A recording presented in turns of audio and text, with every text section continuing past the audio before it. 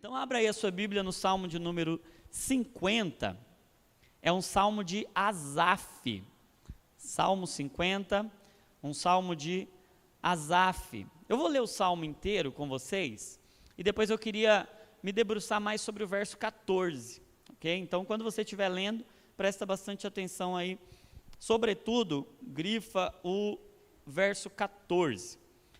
O salmo diz assim: fala o Senhor, o Deus Supremo, convoca toda a terra do nascente ao poente.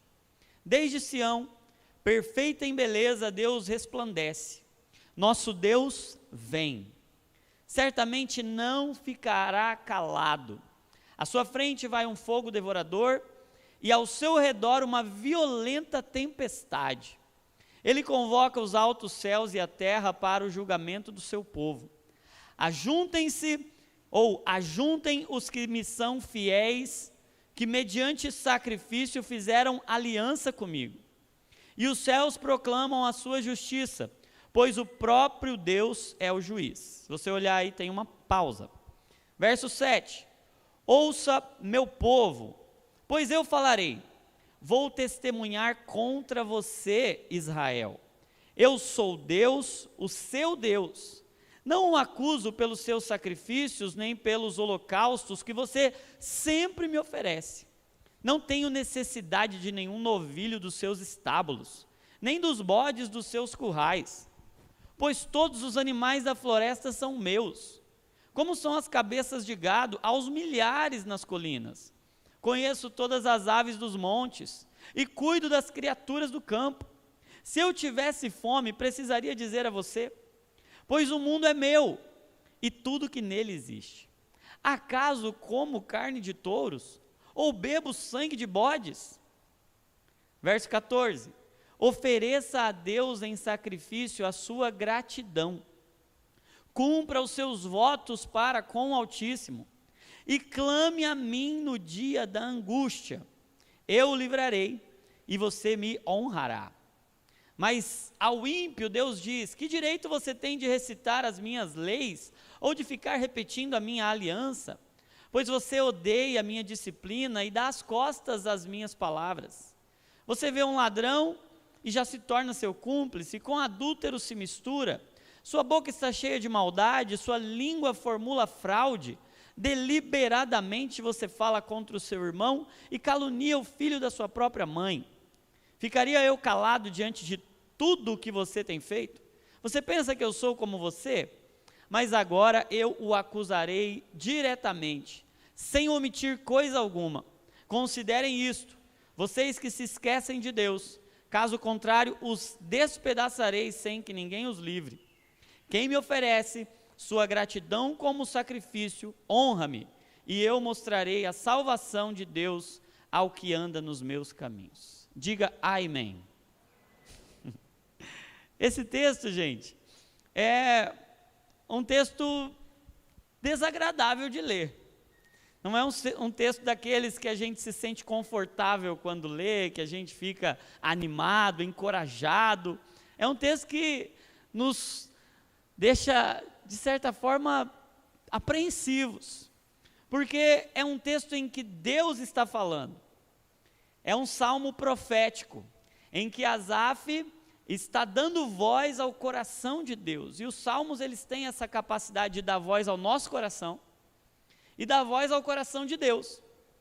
A Bíblia inteira, Deus fala a nós, mas nos salmos, há uma capacidade diferenciada de Deus falar, ou melhor, do salmo falar por nós a Deus.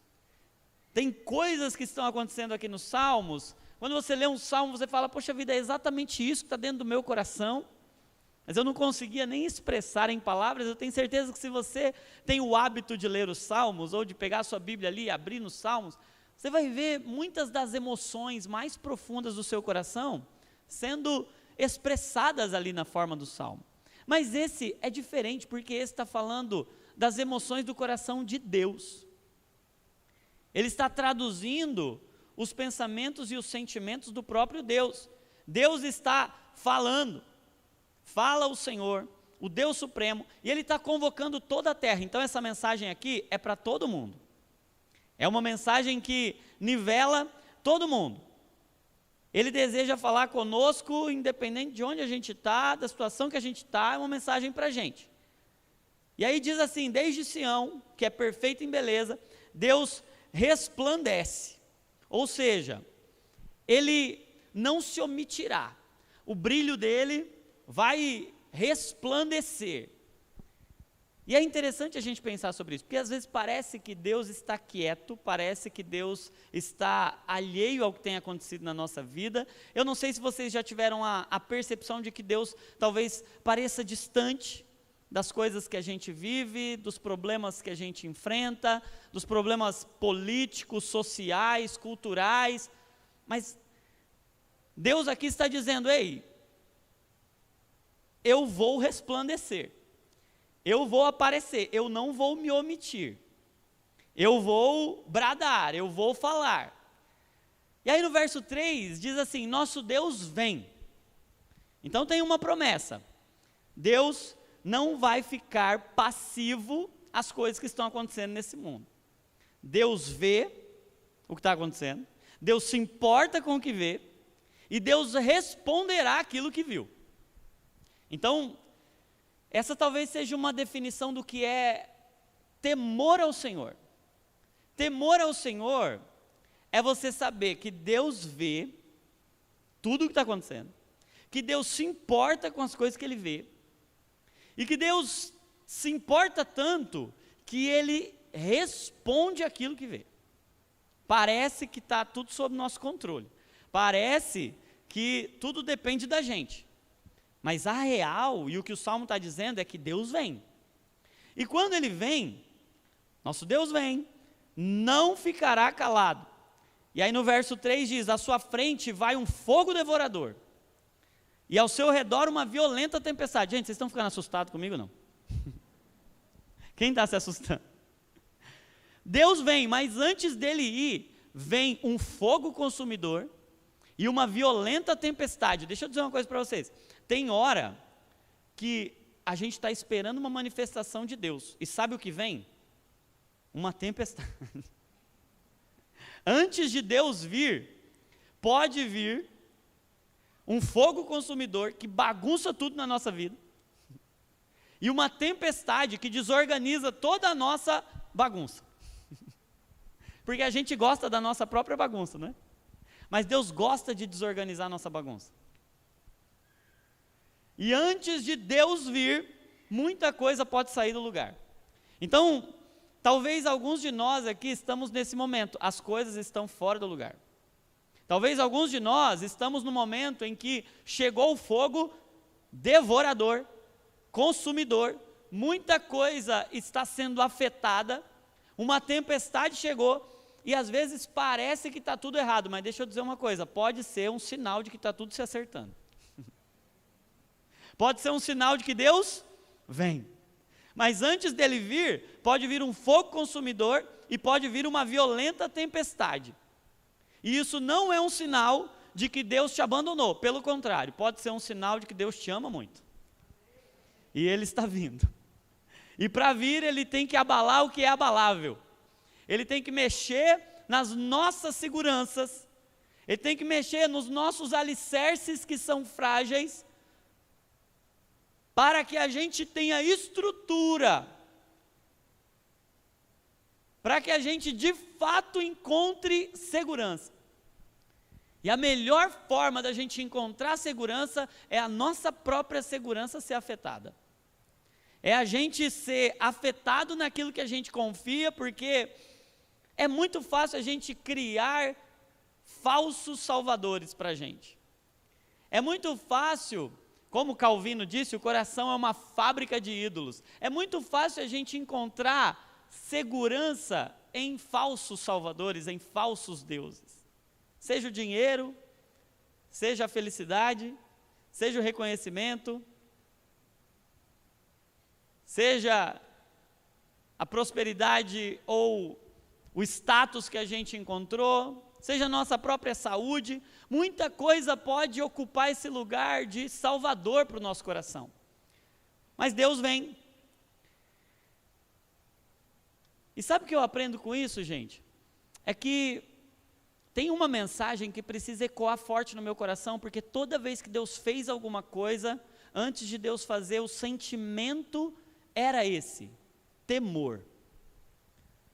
Não sei se vocês são da mesma geração que eu, talvez não, mas a minha geração foi uma geração, eu cresci num contexto de uma igreja muito rígida, muito legalista, cheia de religiosidades. Eu não podia jogar futebol, eu não podia assistir televisão, eu cresci nesse contexto assim, sabe? E aí, a gente obviamente viu que tinha um monte de excessos, que era um monte de regra imbecil, que afastava a gente de Deus, que criava uma imagem autoritária de um Deus amoroso. Só que eu temo que a gente vá para um outro lado, para um outro extremo, que é um extremo que não sabe o que é o temor do Senhor, que entende muito sobre o Deus que ama, o Deus que é amor, mas entende pouco sobre quão temível Deus é. E se você olhar para o livro dos Atos dos Apóstolos, você vai ver que antes do Evangelho ser espalhado, de fato, e de Deus se manifestar de forma visível a todas as nações daquele contexto, Deus estabelece um fundamento para a sua igreja, o temor. Vocês lembram de Ananias e Safira? O que estava acontecendo ali? Era Deus fazendo com que o temor se apoderasse daquela comunidade. Então, antes de Deus fazer muitas coisas, Deus gera em nós um sentimento do Espírito que afeta todas as nossas relações, que é o temor. Me parece que antes do encanto com Deus, precisa vir um espanto. A gente olhar e falar: Ele é muito santo. Nós estamos perdidos. Ai de nós. Vocês lembram de Isaías? Quando ele tem uma visão, Isaías capítulo 6, no ano em que morreu o rei Uzias, eu vi o Senhor assentado no alto e sublime trono, e a orla do seu manto enchia o templo de glória, e ele viu anjos voando, cada um tinha 6 asas, eles clamavam uns para com os outros: santo, santo, santo é o Senhor dos exércitos. Qual foi a resposta de Isaías depois? Ai de mim, eu vou morrer, eu vou perecer, porque eu sou um homem de lábios impuros, eu vivo no meio de um povo de impuros lábios. Gente, ver Deus ou se aproximar de Deus gera em nós uma sensação estranha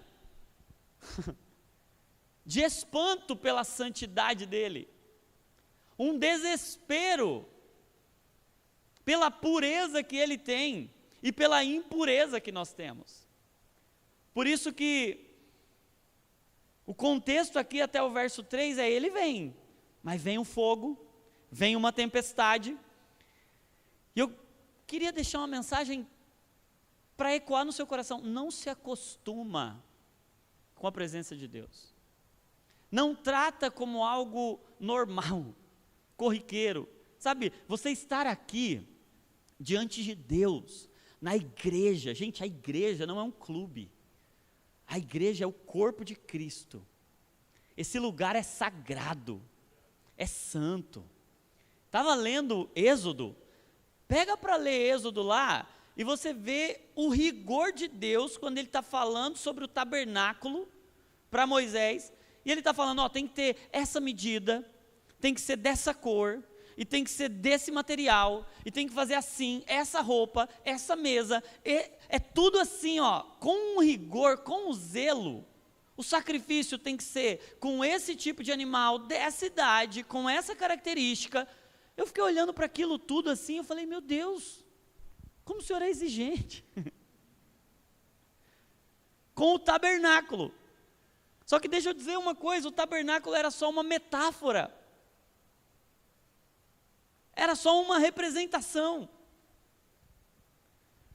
Cristo Jesus veio habitar, e o verbo habitar era se tornar um tabernáculo, era tabernacular.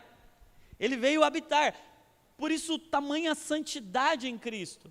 Mas agora, 1 Coríntios capítulo 6 vai dizer: olha, cuidado, porque vocês agora, com o corpo de vocês, são o templo do Espírito Santo, e ele habita em vocês. Olha como Deus é exigente com o lugar onde ele mora.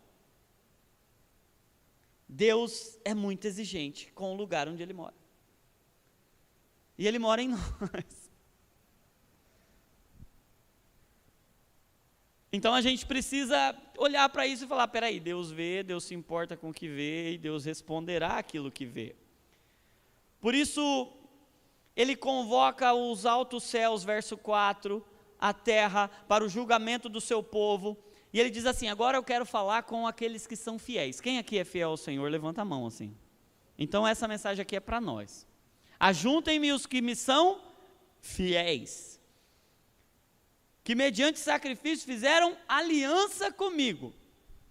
Então é para um povo de aliança. Para um povo de aliança vem essa mensagem. Aí Deus começa a dizer assim, gente, vocês acham que eu preciso de animal? Vocês acham que quando eu estou com fome, eu como carne de boi? Vocês acham que todas essas ordenanças que vocês fazem assim com tanto orgulho, vocês acham que sou eu quem preciso disso? Eu quero esse culto que vocês estão me oferecendo? Porque às vezes parece que Deus precisa do nosso culto, Deus precisa das coisas que a gente entrega para Ele, mas a real é que Deus não precisa de nada. Deus é completo. E aí Deus começa a criticar a oferta daquele povo, as coisas que aquele povo fazia. E por que eu disse, presta atenção no verso 14, porque o verso 14, Deus fala, eu vou falar o que eu quero. Então eu vim aqui dizer para vocês o que Deus quer da gente. O que Deus quer de você como marido, o que Deus quer de você como esposa, amém? E aí Deus quer 3 coisas. Então nós vamos nos debruçar hoje sobre essas 3 coisas. Primeira coisa que Deus quer. Então, nós estamos entendendo, Deus é exigente. E Deus não quer qualquer coisa. E Deus é zeloso. E Deus está gerando em nós esse profundo temor. E aí Deus vai falar, é isso aqui que eu quero de vocês. Não é oferta de boi, não é oferta de touro, não é um monte de ritual vazio. Eu quero isso aqui. Primeira coisa, olha o que Deus quer. Então anota aí. Número 1, o que Deus quer de mim? Escreva aí se você for anotar. Ofereça a Deus em sacrifício a sua gratidão. Então anota aí, o que Deus quer de mim? Primeira coisa, gratidão como um culto. E aí eu já vou fazer a pergunta. Quem aqui não foi contaminado pelo veneno da serpente, desde lá do Éden até aqui, inoculando em nós o sentimento mais comum do nosso tempo? Sabe qual que é? Descontentamento. Se eu perguntar aqui, quem está satisfeito com a vida que tem? E se você for sincero mesmo, a maioria vai falar assim, sabe que dava para melhorar bastante? Poxa vida, o corpo não está tão legal, podia ganhar mais, o marido podia ter uma barriga menor, a esposa podia falar menos, reclamar menos. Poxa vida, se você for analisar, a maioria de nós pode até dizer com os lábios que é grato, mas lá no coração, a gente vive com um descontentamento crônico, com uma insatisfação crônica, que a gente aprendeu a viver com ela, e que parece até que é inofensiva, mas deixa eu dizer uma coisa, anota isso, o descontentamento é o pecado, por trás dos outros todos, porque até o orgulho se esconde atrás do descontentamento, eu merecia mais.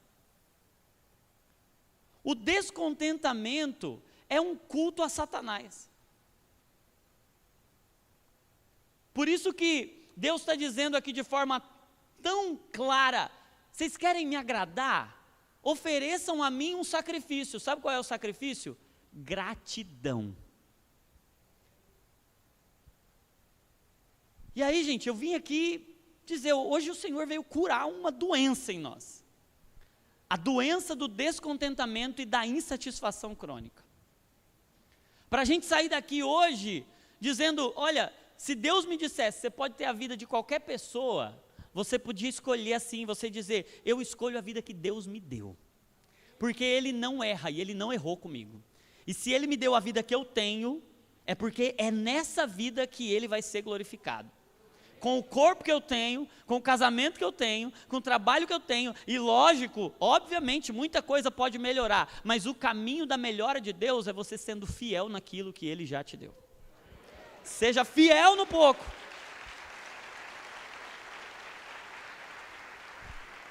Fiel no pouco. Sobre muito, ou sobre o muito eu te colocarei. Não é você trocando do pouco que você tem para uma oportunidade do muito. Não, é você sendo contente, encontrando o contentamento que Paulo falou aos filipenses. Eu aprendi a contentar-me com o que tenho. Tenho tudo o que queria? Não. Mas quero tudo o que tenho. Escreva isso aí.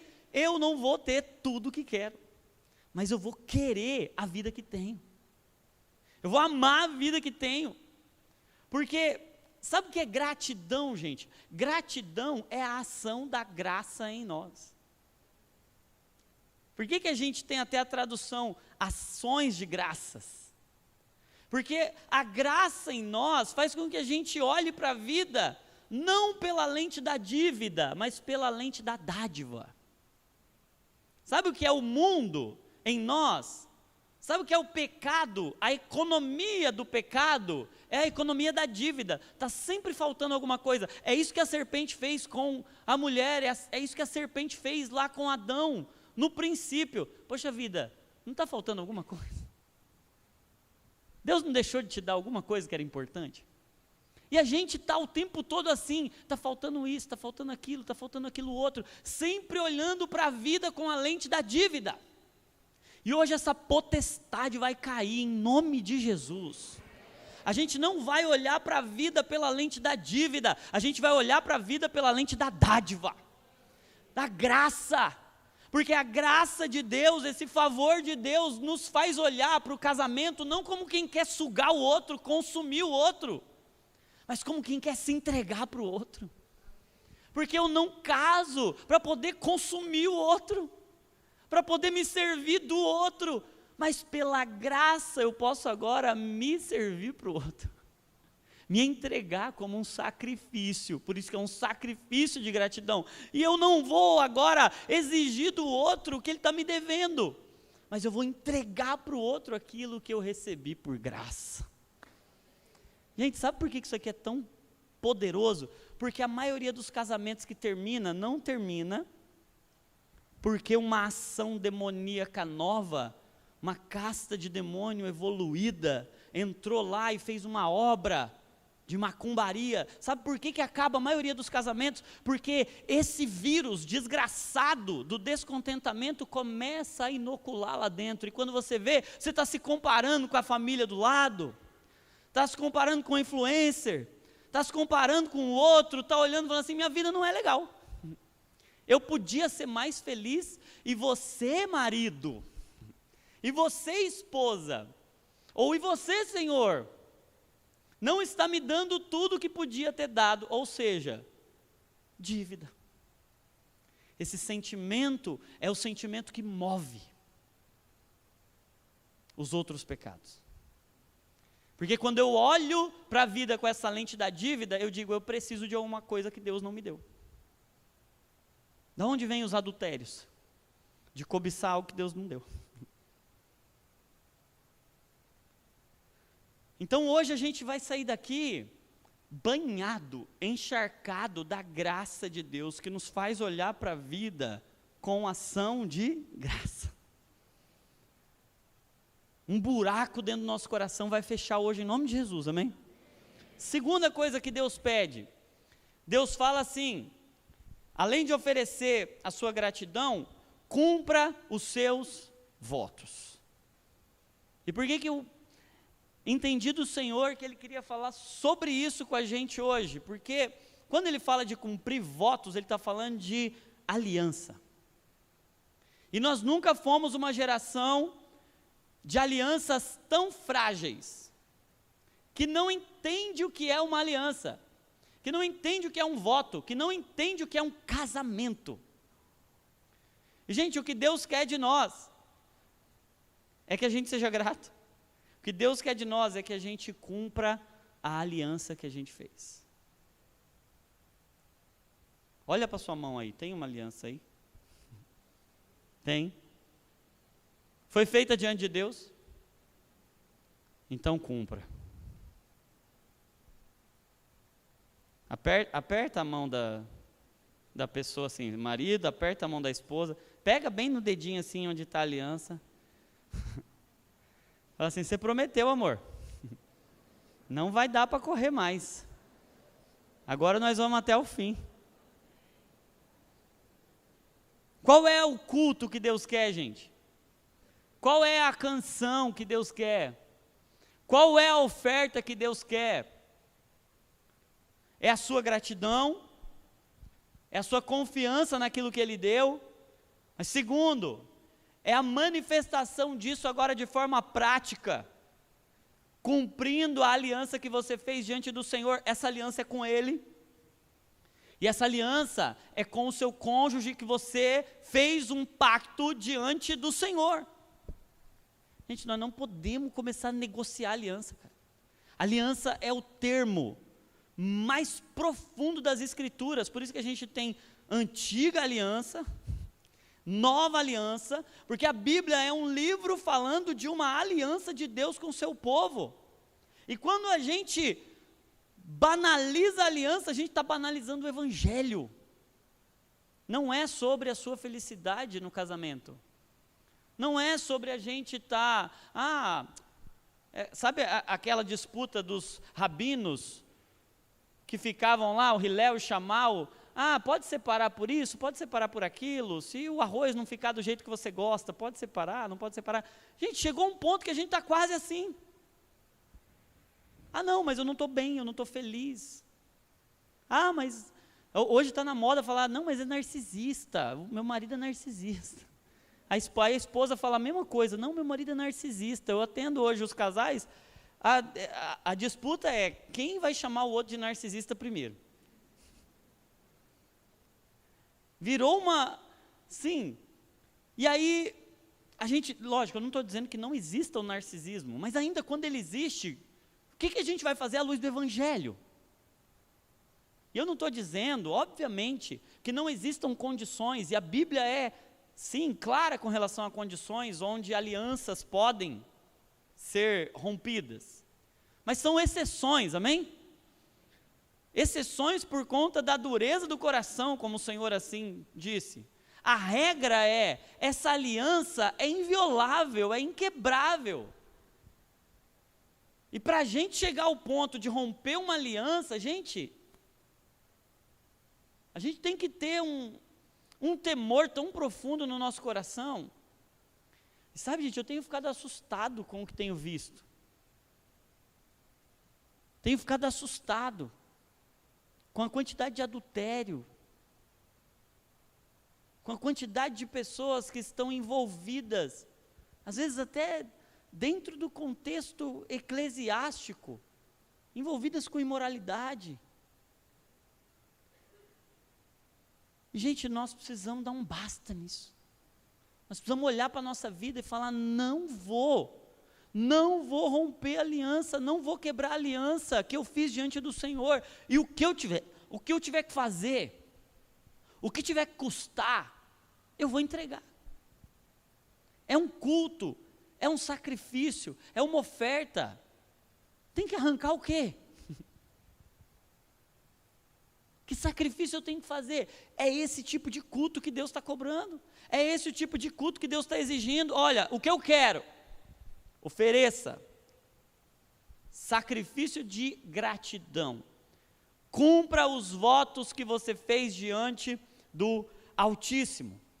E o terceiro, ele diz, clame a mim no dia da angústia. E sabe, gente, nosso tema hoje é saúde emocional. E esse terceiro pedido de Deus é interessante, porque ele fala de uma emoção. Ele diz assim: olha, no dia da angústia, clama a mim. Deus está pedindo a nossa angústia. Dá para você entender assim, ó, a minha angústia é uma adoração a Deus. Quantos de nós não estamos acostumados a entregar a canção, a entregar a alegria? Eu mesmo já fiz muitas vezes isso, acho que todo ministro já fez. Todo pastor, todo líder, todo ministro já falou essa frase aqui. Ó, esquece agora os seus problemas. Você agora se desliga do que está lá fora. E agora você vai entrar na presença de Deus e você vai adorá-lo. Então, ó, esquece as suas angústias. Deixa para lá. E agora é hora de você celebrar na presença de Deus. Eu já fiz isso um monte de vezes. Só que sabe qual é a mensagem que a gente inconscientemente está transmitindo? Que Deus quer a nossa alegria, mas Deus não quer a nossa agonia. Que Deus quer o nosso cântico, mas Deus não quer a nossa angústia. E o que ele está dizendo aqui? O terceiro pedido de Deus é: entregue as suas emoções. Entrega a Ele as suas emoções. E sabe que essa entrega de Deus, ou essa entrega para Deus, a entrega da angústia, das nossas afeições, dos nossos sentimentos, das nossas emoções, é tão interessante, é tão importante, porque se a gente separar Deus das nossas angústias, se a gente separar Deus das nossas emoções, a gente vai entregar um culto vazio, um culto hipócrita, que a boca está falando, mas o coração está longe. E eu tenho me dedicado a estudar as emoções, e aí, umas coisas interessantes que eu descobri sobre as emoções. Primeiro, eu descobri que emoção não é demônio, é hormônio. Como assim? Quando a gente está se emocionando, quando a gente está emocionado, está acontecendo uma onda biológica, hormonal, química. Por exemplo, quando você está com medo, imagina aí a cena, de repente um cachorro escapou ali da casa do vizinho, do prédio vizinho, e ele começa a entrar pelo corredor ali, você escuta o latido dele, você olha e você o vê, é automático, você não pensa para ficar com medo. É instintivo, é automático, que a sua amígdala dispare uma descarga de adrenalina, de cortisol, seu coração vai acelerar. Sabe por que o coração acelera? O coração acelera para jogar mais sangue para os seus músculos. Para quê? Para você poder correr, salvar a sua vida. Sabe o que acontece também? Além desse coração acelerado, a sua traqueia dilata. Quem já sentiu um nó na garganta aqui quando está com medo, ansioso, com alguma situação assim para resolver, apreensivo? Não um nó na garganta? Sabe aquele nó na garganta? Não é o diabo te estrangulando. Aquele nó na garganta que você sente é a sua traqueia dilatada. A traqueia dilata para passar mais oxigênio. E para que passar mais oxigênio? Para o coração bombear o sangue rico em oxigênio para os seus músculos, para você poder correr. Aí da onde vai vir esse sangue agora? Para você levar esse sangue para o músculo, o sangue vai ter que sair de algum lugar. De onde que ele sai? Do aparelho gastrointestinal. Por isso que dá aquele frio na barriga. Quem já sentiu um frio na barriga? Sim? Aquele frio na barriga é porque o sangue que ia passar por ali, começa a passar para os músculos. Só que aí tem comida lá dentro do intestino, e aí o sangue agora que era para fazer a digestão vai para o músculo. O que acontece? Vem aquela concupiscência, sabe? Um desejo desenfreado. Quando você vê, já foi. Por quê? Agora não é hora de digerir. Aí o seu próprio intestino manda embora. Quem nunca, não é? Teve algum problema relacionado a isso? Porque o que está acontecendo ali?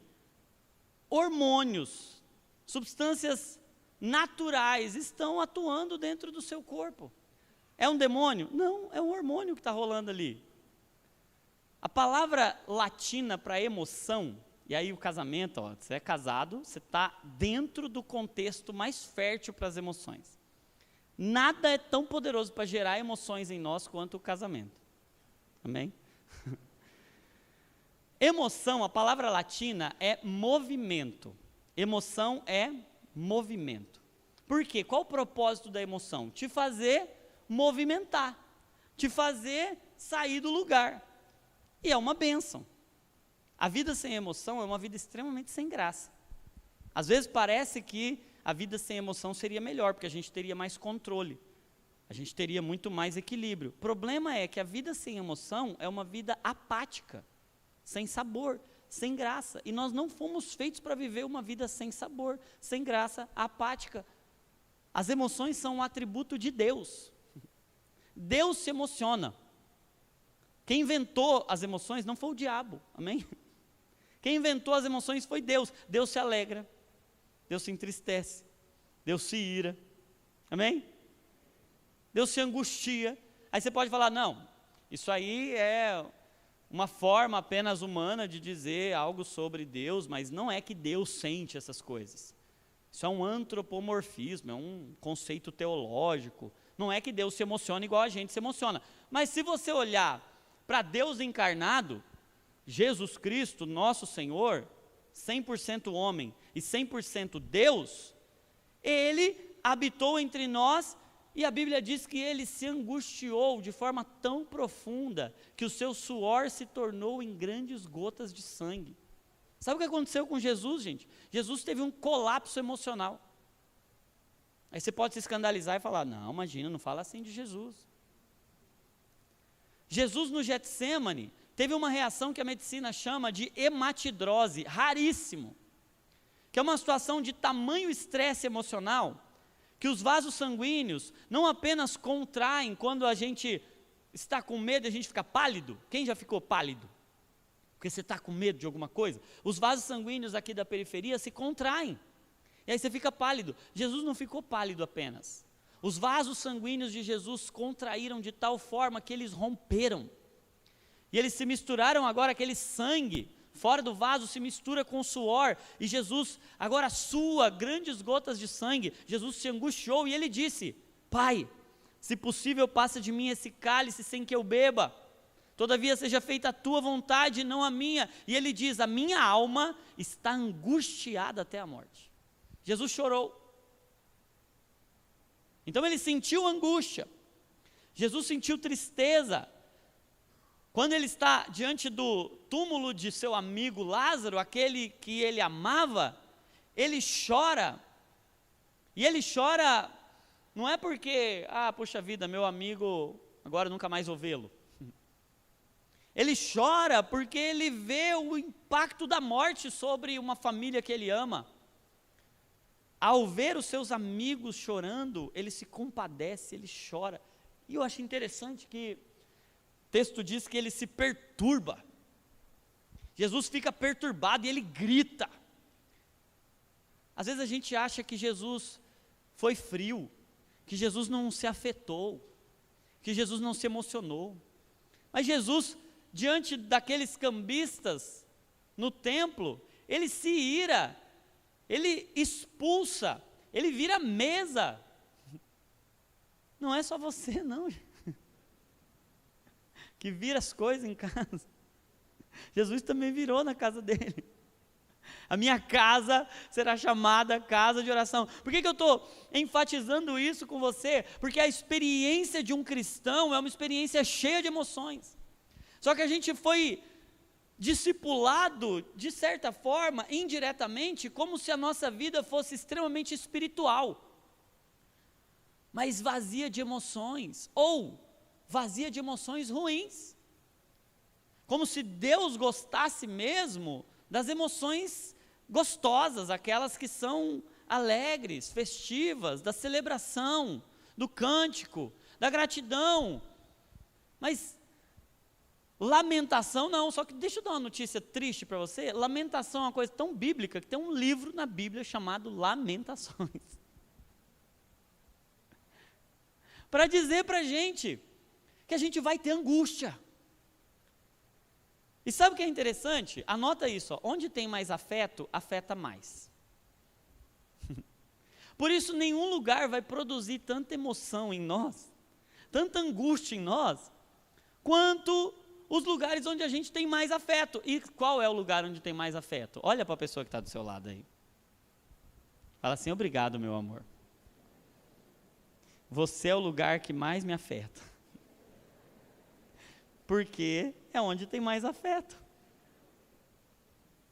Sabe, eu comparo as emoções com 3 coisas. No livro Divinamente eu falo sobre isso. Uma forma da gente entender, assim, de forma mais prática, emoção é como uma onda. Você está no mar, não dá para impedir a onda de vir. O que você pode fazer é ajustar o seu posicionamento para ela não derrubar você. Emoção é uma onda, vem e passa. Veio, vai passar. Agora, se está sendo uma tsunami, vai procurar ajuda em nome de Jesus, amém? Se não é uma onda, é um tsunami, passa e derruba, destrói tudo, vai procurar ajuda em nome de Jesus. Emoção também é como um motor. Lembra que emoção é movimento? Tem coisa que a gente só faz quando está emocionado. Tem coisa que só uma boa dose de raiva faz a gente tirar a bunda da cadeira e mudar o que tem que mudar. O próprio arrependimento, Paulo vai dizer que há uma tristeza que opera para a vida e uma tristeza que opera para a morte. A tristeza que opera para a vida, ela opera para o arrependimento, ou seja, é uma angústia, é uma emoção gerada no espírito que faz a gente mudar. Você já parou para pensar que tem um monte de coisa que você só mudou na vida por causa das emoções? Você só teve umas conversas difíceis que precisava ter porque o desconforto ficou tão grande. Tem coisa que só a angústia é capaz de fazer na nossa vida. Tem mudança que a gente tem que fazer que só uma crise é capaz de resolver. Senão a gente vai empurrando com a barriga.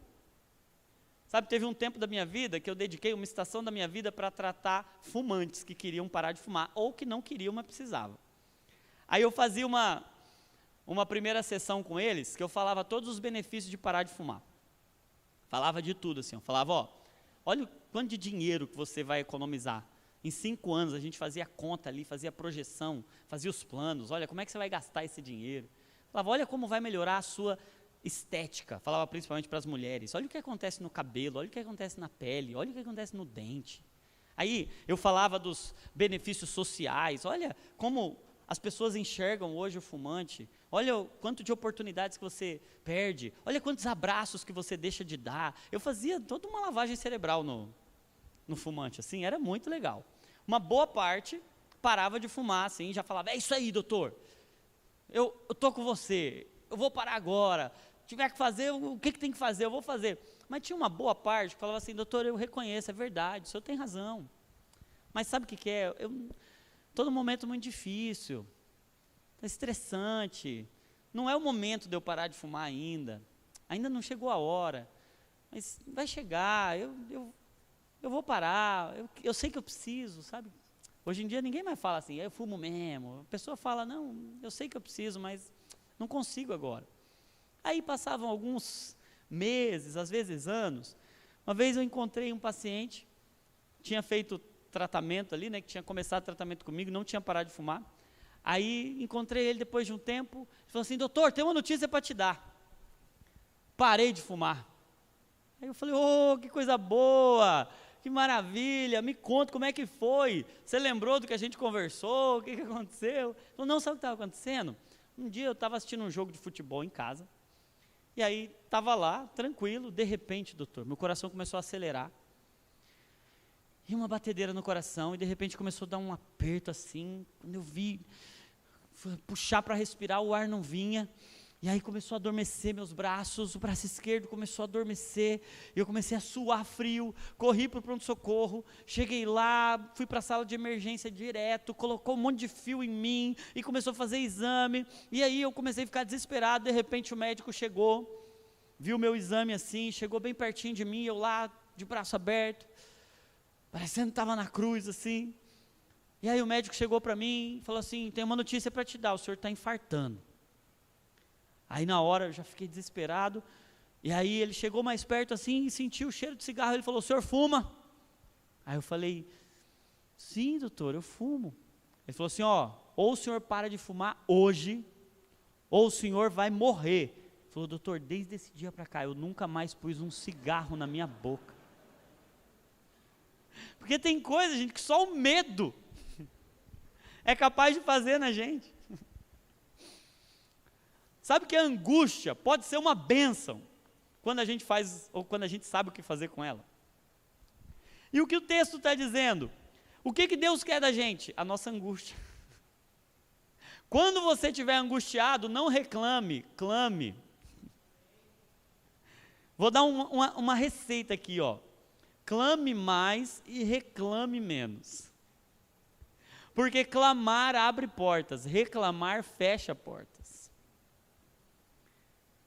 Porque a angústia é algo que está te transformando quando você sabe o que fazer com ela.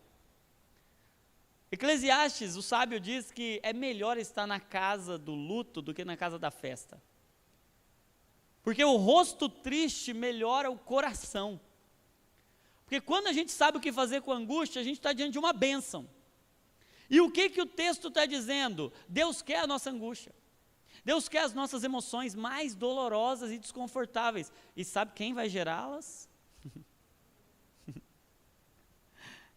Diz que eu comparo as emoções com 3 coisas, né? A primeira é a onda, a segunda é o motor, a terceira é a semente.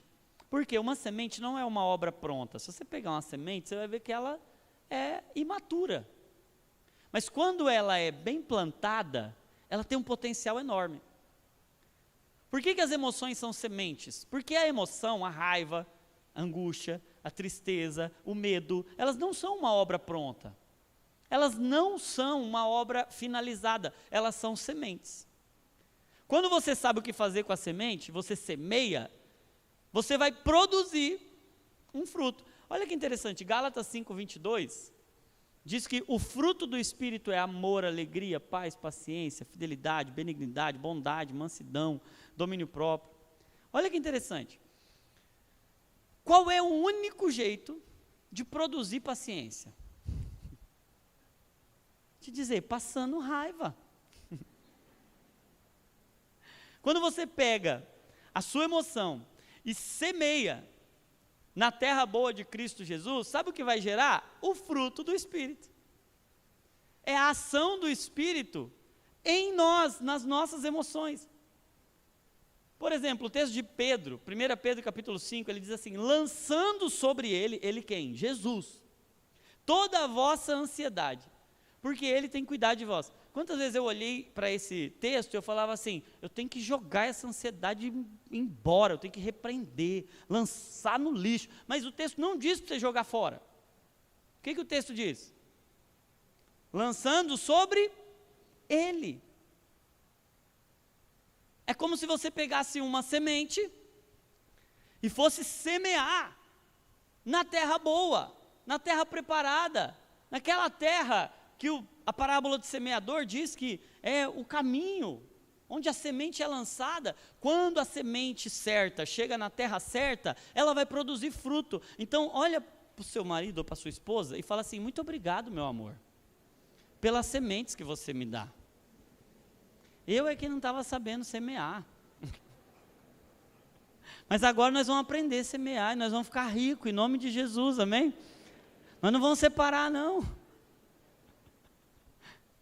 O texto diz, no dia da angústia, não diz assim, se você tiver um dia de angústia. Diz que o dia da angústia vai chegar. Todos nós vamos ter dias de angústia, não vai ser um dia só da angústia. Vão ser dias de angústia. Mas no dia da angústia, clame. É isso que Deus quer da gente. Não é para você reclamar, é para você clamar. Sabe que esses 3 pedidos de Deus, eles falam muito a nós sobre o coração do próprio Deus. Um Deus de aliança. E aliança é uma costura, sabe? Aliança, até no contexto bíblico, quando a gente falava de aliança, a gente sempre falava de sangue. Quando a gente está falando de aliança, a gente está falando de sangue também. A gente está falando de uma marca profunda em nós. E sabe, gente, por que Deus se importa tanto com a aliança? Por que Deus se importa tanto com o coração e com a profundidade? Quando está falando de angústia, está falando da emoção mais profunda. A angústia é esse sentimento de aperto, que aperta a gente lá dentro. Como a prensa oprime, aperta a azeitona, sabe? Sabe o que a azeitona sente quando ela está na prensa? Essa pressão. A palavra angústia é essa palavra para prensa. Você se sente apertado. E sabe o que está acontecendo ali dentro? Quando você está sendo angustiado, quando você está sendo angustiada, você está sendo apertada para que aquilo que tem lá dentro, como a azeitona, quando ela é apertada, quando ela é angustiada, o que sai de dentro dela? Azeite. A questão é, no dia da angústia, o que sai de dentro de nós? Porque se você espremer um limão, o que vai sair de dentro do limão?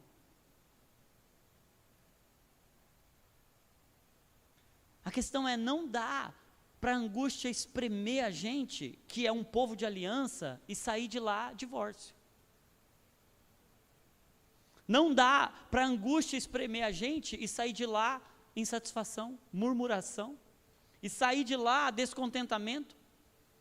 A angústia vai extrair de nós o que Deus está colocando lá em nós. Por isso que Ele faz essa conexão. Deixa eu dizer uma coisa para você. Ei, eu quero gratidão de vocês. Segundo, eu quero que vocês cumpram a aliança.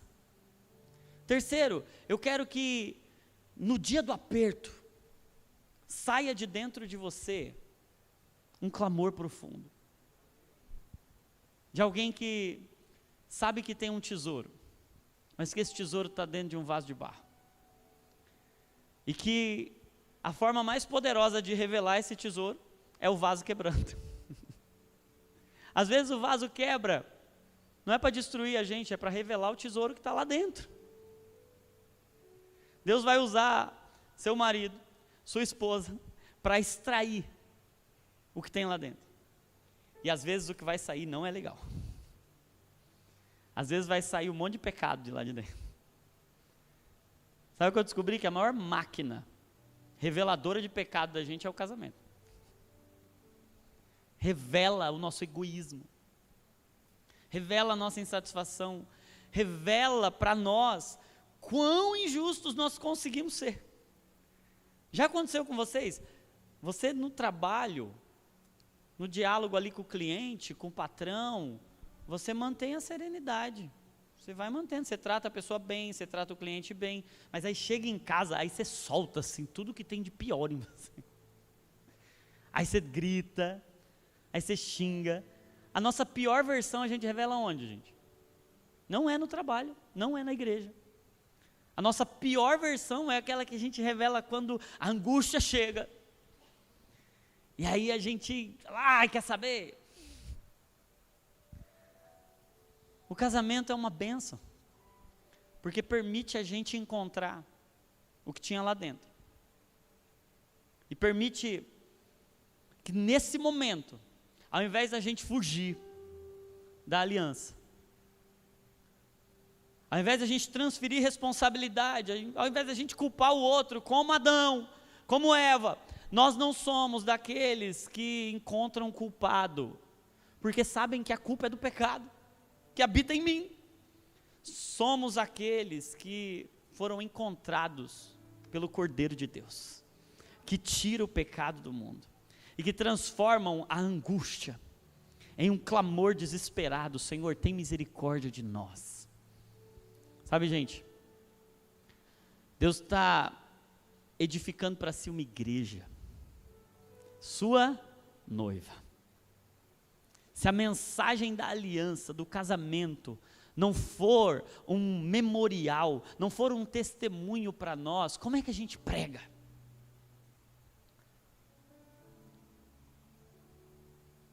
A nossa bandeira é uma aliança. Nós somos o povo da aliança, amém? Por isso, eu queria orar com vocês hoje por algo especial. Queria que você se colocasse de pé, que você desse a mão para o seu marido, para a sua esposa.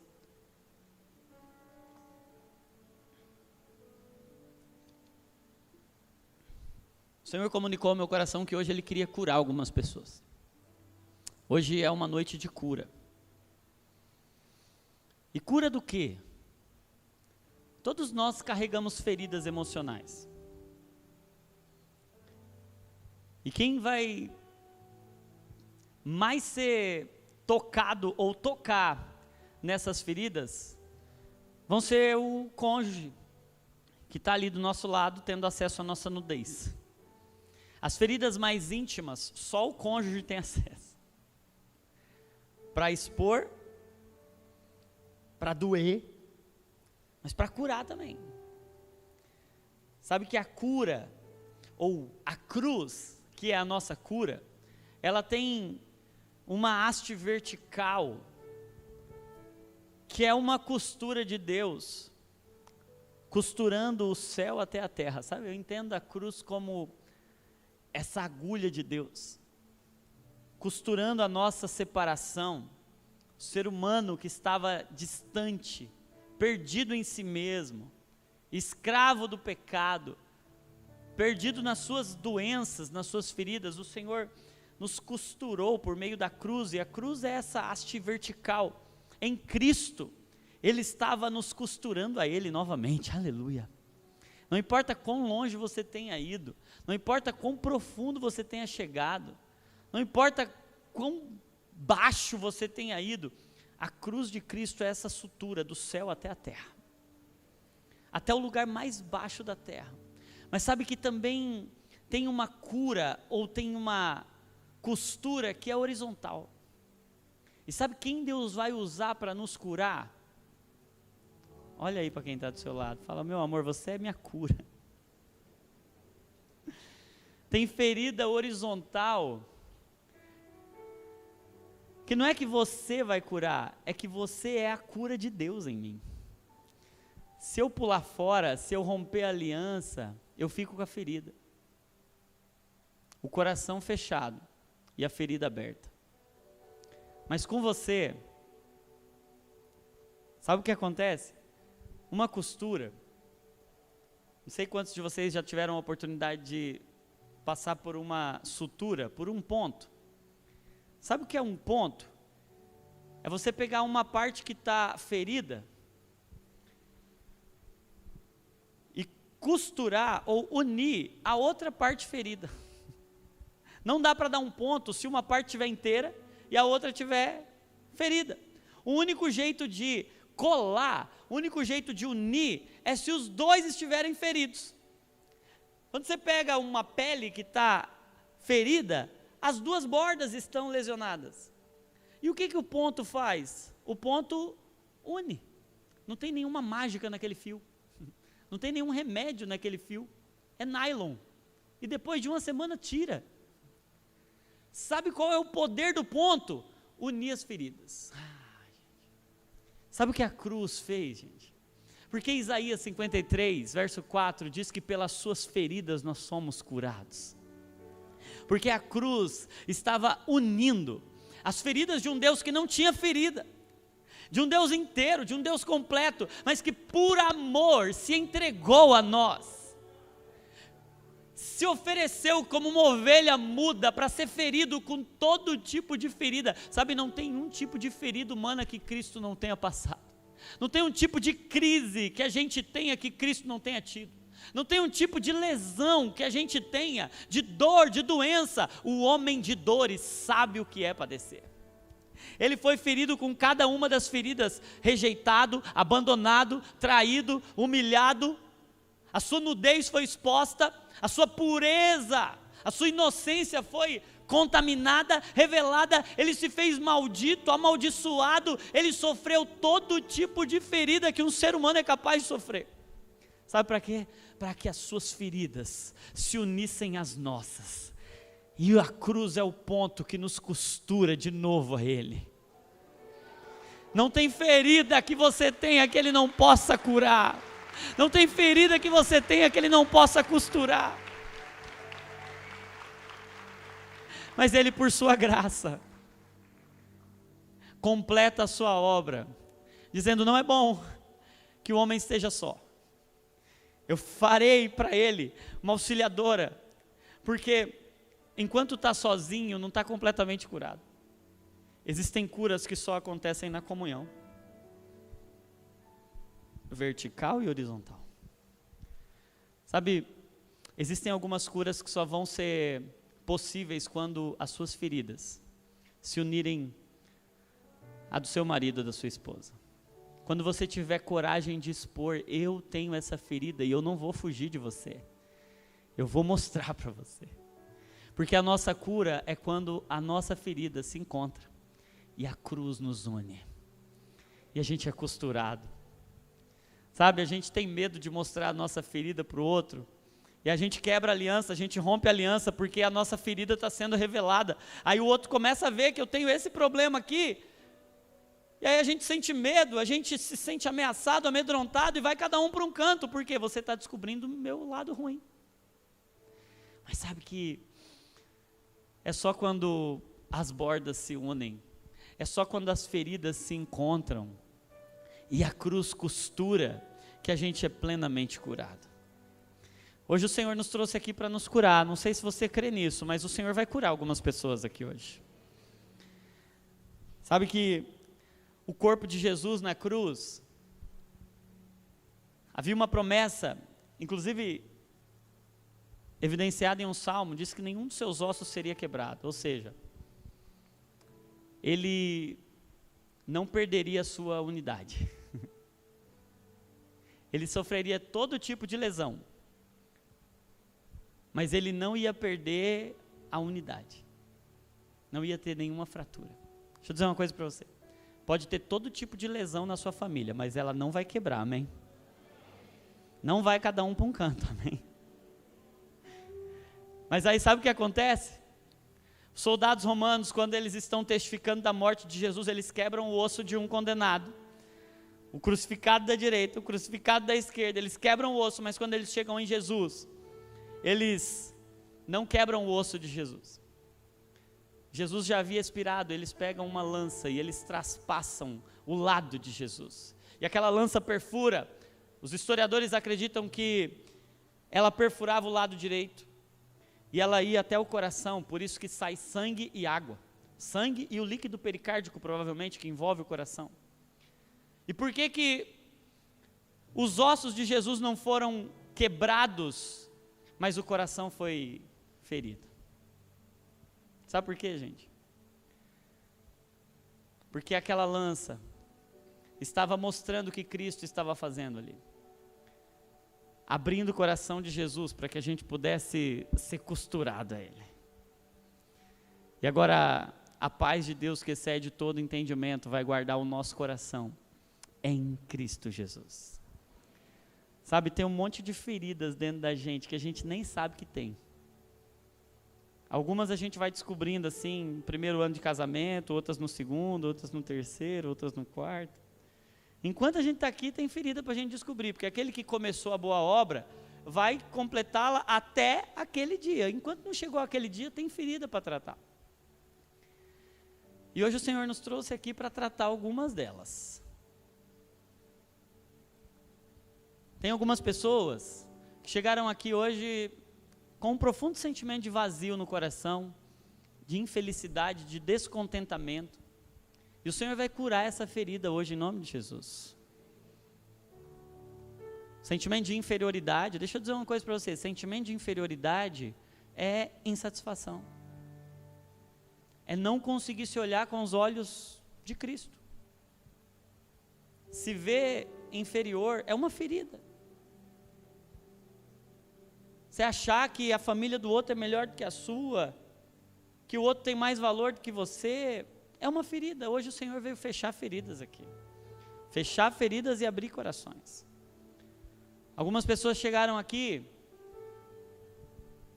carregadas de marcas do seu passado, de traumas, de abandono, de rejeição, de traição.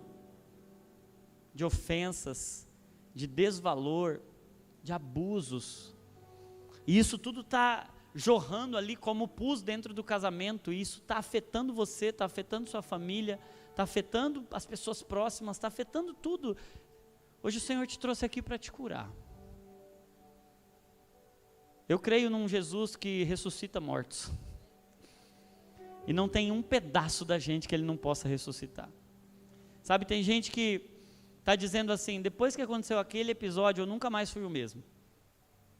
Parece que uma parte de mim morreu naquele dia. Hoje o Senhor vai ressuscitar partes da gente que estavam mortas, amém?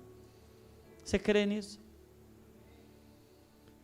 Tem cura que só acontece quando a gente está assim, de mão dada, abraçado, coração com coração, porque foi isso que Cristo fez, colocou o coração no nosso, e nos uniu a Ele, e hoje o Senhor vai costurar algumas partes de nós assim, coração com coração. Algumas curas vão começar hoje, mas vão perdurar alguns dias, algumas semanas. Vocês vão ter que ter conversas uns com os outros, ou um com o outro, difíceis, porque as feridas que não são expostas não são tratadas.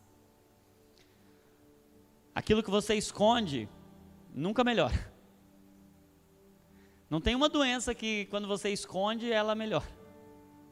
Não tem nenhuma ferida que você esconda ela, e ela vai melhorando com o tempo, não. Para tratar tem que mostrar. E hoje Deus vai mostrar algumas feridas para a gente. Mas não é para envergonhar a gente não, é para tratar a gente. Vai começar um mover do Senhor em nossos corações, e a gente vai começar a ter acesso e revelação de coisas que o Senhor está fazendo. Sabe, tem algumas doenças no nosso coração que Ele quer curar agora, algumas outras Ele está começando um processo de cura agora. Você crê nisso? Algumas pessoas estão clamando no coração assim, eu preciso sair daqui hoje curado, eu sei que eu tenho feridas e eu não quero sair daqui sem receber essa cura. Se você é uma dessas pessoas, eu quero convidar você a levantar sua mão, e se você tiver coragem, se você quiser, vem aqui à frente, nós vamos orar juntos por você. Como aquela mulher do fluxo de sangue, ela tinha uma ferida que já durava 12 anos, mas Jesus estava naquele lugar, e ela não podia ir embora, ela nem devia estar lá, pela lei ela não podia estar lá, mas ela não perde a oportunidade de fazer a ferida dela encostar em Jesus. Jesus está passando aqui hoje, você não pode perder a oportunidade de deixar Ele tocar em você. A virtude é o encontro da nossa fraqueza com o poder de Deus. Se você está pulsando isso dentro do seu coração, não perde essa oportunidade, vem aqui, o Senhor pode fazer algo que 30 anos de terapia e de medicamento não conseguiriam fazer. E eu não estou descredibilizando nada disso, pelo contrário. Faça tudo que está ao seu alcance, tire a pedra e o Senhor ressuscita. Mas o Senhor vai curar algumas feridas muito profundas aqui hoje, amém? Se você quiser, vem aqui. Não desperdice a oportunidade, o Senhor está fazendo algo nessa noite. Foi o Senhor quem nos trouxe a esse lugar. Ele marcou esse encontro. O Senhor testifica ao meu coração. Existem algumas vidas que serão profundamente transformadas a partir de hoje. Você que sua esposa ou seu marido está vindo à frente, venha junto. As curas serão a partir do casamento hoje. Hoje o Senhor vai curar feridas que são feridas que só o casamento pode costurar.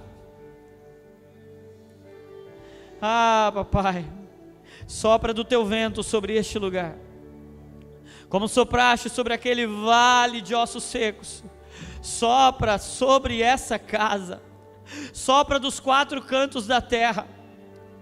Assim como o Senhor visitou aquela ferida de 12 anos, estancou aquela ferida naquele dia, chamou aquela mulher, parou um cortejo, parou uma ressurreição por causa de uma mulher rejeitada.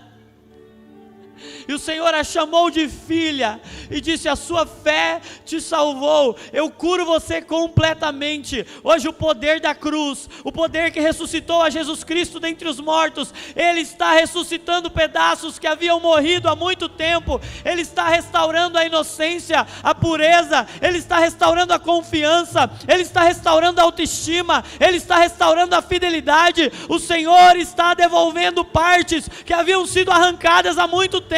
Não há nada que tenha sido perdido que aquele que nos achou não possa restaurar. Há um batismo de cura está sendo liberado sobre nós aqui. Famílias estão sendo curadas. Gerações e gerações de fracassos familiares estão sendo interrompidos pelo poder do sangue de Jesus. Não vai repetir, vai redimir aquilo que aconteceu com familiares, com pais, com avós, com tataravós. Para agora, porque você é um herdeiro de Cristo Jesus. A sua herança é Cristo Jesus, a sua aliança é a aliança de Cristo Jesus. Seja curado agora em nome de Jesus. Receba cura no seu coração, receba cura para suas emoções, receba cura no seu espírito em nome de Jesus.